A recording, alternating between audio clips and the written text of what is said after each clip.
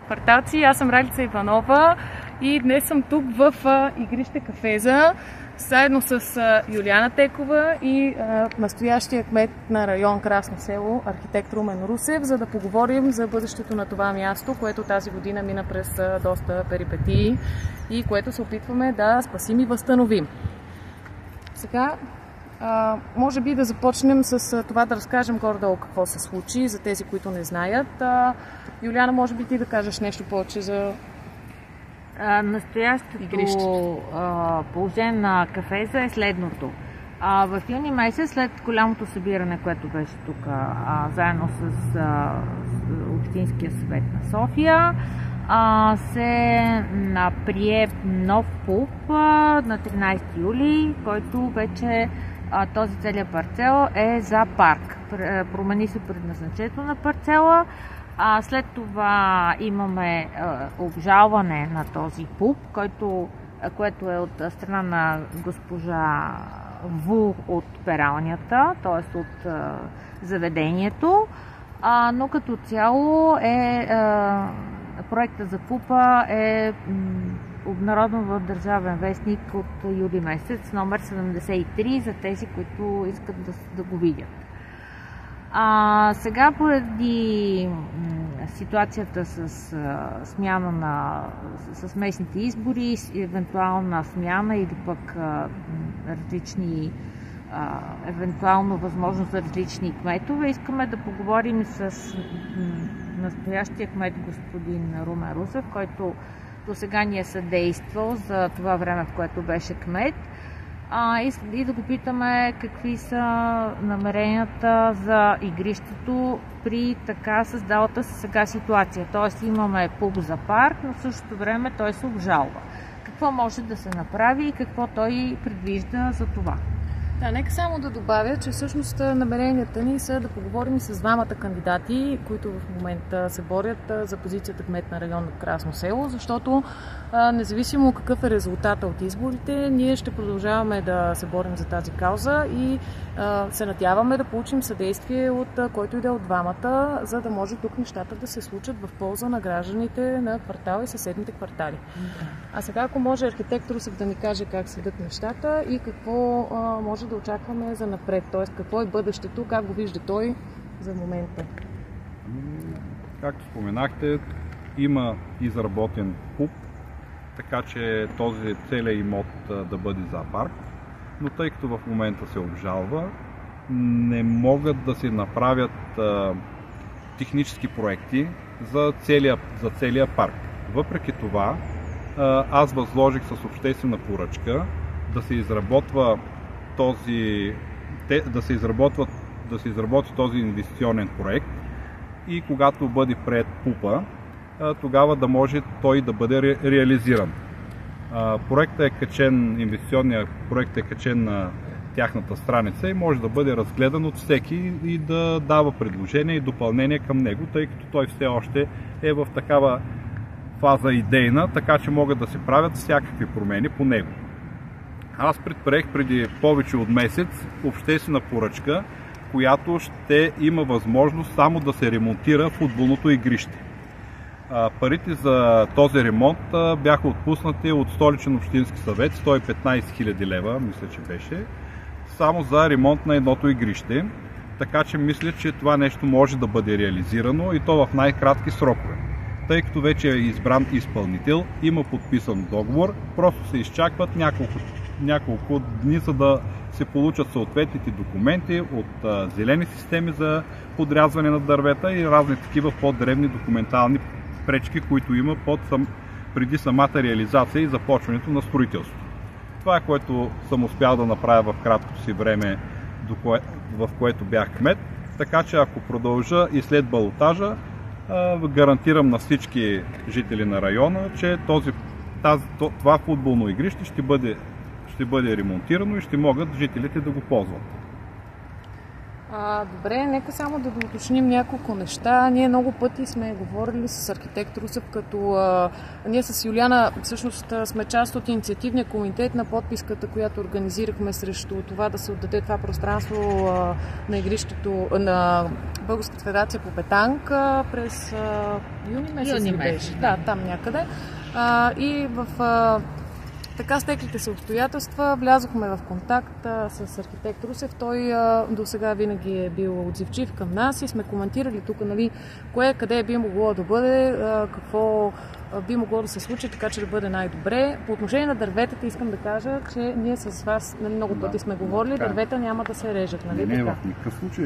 Говоря за подрязване на клони, които ще пречат на самото използване на игрището. Защото все пак, като играе футбол човек, нали, и малко подскочи, да ни си удари главата, да ни си извади ухо. Да.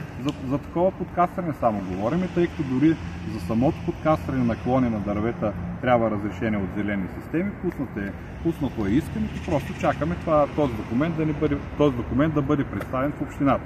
Тъй като аз от един месец в отпуск поради предизборната кампания, нали, аз също се явявам за кмет и участвам в тази кампания. Нямам възможността пряко да следа изпълнението на този проект, но гарантирам на всички жители на района, че този проект ще бъде осъществен, тъй като вече има отпуснато финансиране, има гарантирано финансиране с решение на Общинския съвет. Има избран изпълнител-строител, така че на 100% това футболно игрище ще бъде реализирано. Това е, ако вие станете кмет, го гарантирате. Има ли вариант този процес да бъде спрян в случай, че, нали, не сте вие кмет? Аз не виждам такъв вариант да бъде спрян. Тоест вече всичко е планирано и ще се случи независимо от резултат. Да, поне нормативно и документно няма как да бъде спрян. Добре. Също така, какво още искахме да попитаме? Искаме да питаме за този план за цялостна реновация на това пространство, което между другото не включва само игрището кафеза, а включва и целият парк с алеи, пейки и включително според желанията на жителите, които ние с Юлиана сортирахме с анкети в Фейсбук, групите на квартала. Тук хората казаха, че искат... онлайн анкета, Да, хората казаха, че искат тук да бъде само за спорт и да има детски площадки, които да са извън игрището. Това също е включено в този план на този етап. Точно така. И ние, когато гледахме плана, той не беше съвършен, но вие самия казахте, че... Разбира се, това е едно идейно решение, което исках на по-ранен етап да бъде съгласувано с жителите на района, които ще го използват де-факто. И това не е окончателният проект. Той ще включва също така осветление, също така и отвеждане на повърхностните води в канализация, коригиране на ограда, ще има детски площадки, за там е необходимо и част конструкции, закрепване на самите детски площадки, така че това не е окончателният вариант на проекта, това е едно идейно решение, което ще бъде съгласувано с вас. И затова съм го пуснал ви го предоставих, за да можем да взимаме някакви решения, да правим някакви варианти и решения върху този проект. И да ви попитам, става дума за да разберат хората. Сега са отпуснати 100 000 лева за ремонт на игрището, на футболното игрище, което може да стане веднага и е вече почти готово като проект. Това, за което говорим сега, големия проект би се осъществил, когато се изясни въпроса с ПУП-а и обжалването свърши и имаме някакъв изход, който да е в полза на това УПИ-то да е парк, което е всъщност нашето желание, за да може по този начин да не е уязвимо от към всякакви подобни апетити, като на петанк или други федерации, които биха го променили от това да бъде обществено място за обществено ползване на квартала. На хората безплатно. Аз само искам да добавя нещо, за да бъде променен статута на този имот, все пак трябва решение първо или доклад от кмета на общината, който и да бъде той. Тоест искате да кажете, ако не се осъществи сега... А също и решение на Общински съвет. Така че аз не виждам никакви притеснения относно на това, че може някой скрито от вас да направи промяна на предназначението както на имота, така и на останалите игрища или спортни съоръжения, които са в момента тук. Тоест, нали, сега ако не се случи промяната на ПУП-а, защото за съжаление в момента има обжалване, което е от собственичката на зданието, известно като пералнята, в момента ресторант. Тоест, ако нали, в случай, че нейната жалба бъде приета и бъде уважена, тук ще се върне стария ПУП. Да, ще се върне стария ПУП, но ние все пак, нали, говоря ние като общински служители, можем да обжалваме пък решението на по-горна инстанция. Така че това няма как да се случи в близките, да кажем, 1 или 2 години. За съжаление, такава ни е съдебната система, по-бавно се случват нещата, но ние поне имаме възможността чрез един ремонт, нали, да се направи така, че игрищата да могат да се използват. Да, това е много важно, защото до сега 40 години това игрище не е поправено, не е ремонтирано, не бяха сменяни пейки, въпреки многобройните заявки, обещания и какво ли не още на всички до сегашни местни избори. И затова имаме спешна необходимост от такъв ремонт, поне за тази сума, която е отпусната, за да може да се ползва, защото квартал определено си го обича и иска да тук децата да играят и да възрастните хора седат вече по новите пейки, има желание за още тенис маси, т.е. това е нещо, което е наложително. Да, добре, аз искам да попитам отново за този проект. Как го виждате сега в бъдещето? Тоест, нали, 2 години поне това дело ще седи, нали, обжалването. Тук не може да бъде реновиран целият парк преди да бъде прият ПУП-а. ПУП-а. Но как го виждате? Тоест, вие ще го подкрепите във времето, как виждате работата с Общинския съвет сега, както е в момента? Аз доколкото имам спомен, имаше представители от всички партии, които бяха в Общинския съвет, когато беше събранието тук. И сега са приблизително същите представители. Всички имаха желание на ПУП-а да бъде, на имота да бъде сменено предназначението, така че не вярвам да има някакви пречки от сегашния Общински съвет.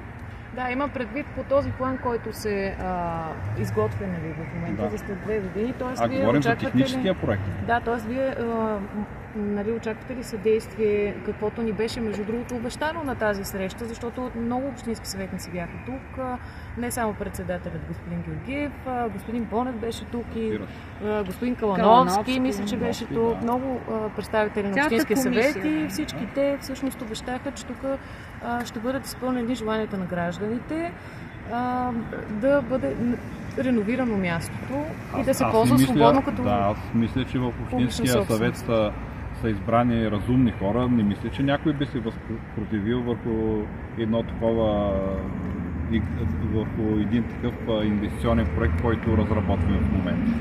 Просто не вярвам, че може да се получи нещо такова. Не вярваме ние, или поне така ни се иска.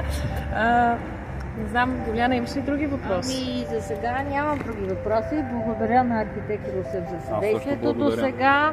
Въпреки че той от кратко време е бил кмет, т.е. той няма някаква специална вина или, как да кажа, принос в тази запустялост на Кафеза, но въпреки всичко той ни помогна за сега, т.е. той ни съдейства. Надяваме се, че дори да не бъде той кмет, следващия кмет, който ще бъде, да бъде също така отзивчив и да информира гражданите какво се случва, как се случва и да има прозрачност в управлението и в комуникацията с него. Аз, тъй като е предизборна кампания, ще кажа, граждани, нека да бъда аз вашия кмет, защото мисля, че ще случва всичко, което съм ви обещавал, така както трябва да бъде и да бъде във ваша полза всичко. Благодаря ви много. Благодаря ви и аз. Само искам да довършим. Ние с Юлиана сме, както казах, от инициативния комитет на подписката, която беше тук за Кафеза. Поддържаме страницата във Фейсбук да спасим игрището Кафеза, така че там може да ни намерите, там може да следите основно какво се случва тук. По-късно днес се надяваме да имаме такъв разговор и с другия кандидат за кмет в нашия район, госпожа Цвета Николаева. Сигурно се надяваме тя да прояви отзивчивост, да ни даде същата подкрепа, защото който и да е кмет на нашия район, гражданите трябва да могат да разчитат на него. Благодаря ви много. Довиждане!